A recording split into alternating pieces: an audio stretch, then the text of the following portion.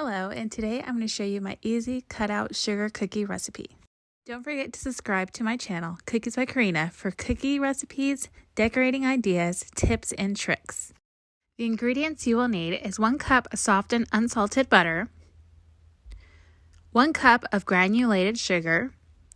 Your mixer is set at medium speed until it's fluffy and well blended, 1 teaspoon of salt, 1½ teaspoon of almond extract, 1½ teaspoon of vanilla extract, 1 egg.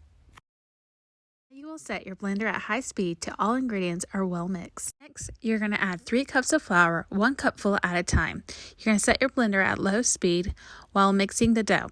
The dough should be non-greasy and easy to come off. Pull out your dough 1/4 inch and chill in the freezer for about 15 minutes. You're going to cut out the shapes, and I like to add them to a non-stick silicone mat.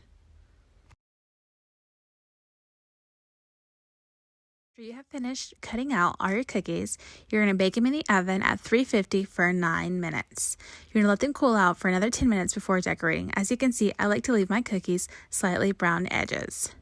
Thank you for watching my channel.